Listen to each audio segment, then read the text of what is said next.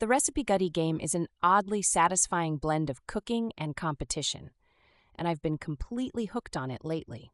Imagine this. You're managing a virtual food truck, racing against others and whipping up dishes one order at a time. It's ridiculous fun.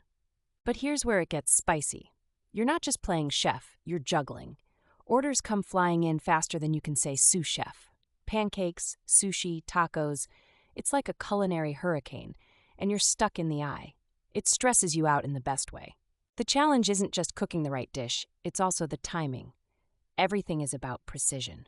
You burn the chicken? Penalty. You take too long? The customers storm off like they're Gordon Ramsay.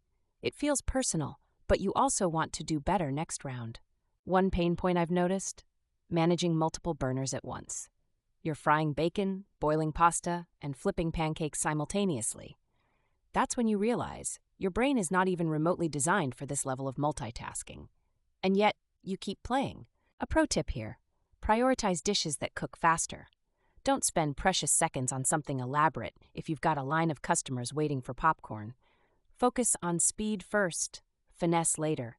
It's like triage, but with food instead of patience. The graphics aren't AAA gaming level or anything, but they're charming in the same way an indie food blog is. The animations are tactile, like you can almost smell the grilled cheese sizzling on the pan. That aesthetic adds to its addictive vibe, strangely enough. Another underrated feature? The upgrades. Oh man, when you save up enough coins to unlock a double burger station or speedier stove, it feels like ripping the plastic off a new phone. These little rewards keep you grinding just one more round.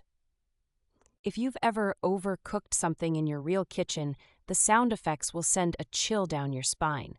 There's a sss for burning food that somehow feels more intense than the ding of a timer. Which is weird because you're only losing virtual points. Honestly, I wouldn't recommend playing this game hungry. I made that rookie mistake the other night, and let me tell you, making cartoon milkshakes while craving dessert at 10 p.m. is a level of frustration I hadn't prepared for. Here's where you can really lose yourself: the global leaderboard.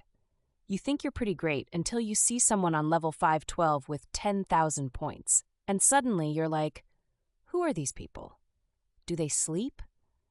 But it's also motivating. Recipe Gadi's multiplayer mode is where the chaos is taken up a notch. Watching someone else mess up their order while you flawlessly serve up a ramen bowl? Sweet, sweet serotonin. But don't celebrate too fast. It's a game of speed and strategy. So if you're into fast-paced games with a side of kitchen catastrophe, Recipe Gadi's got you covered. Just be warned, it's a rabbit hole. You'll say, just 10 minutes, and 2 hours later, you're still perfecting the art of virtual dumpling folding.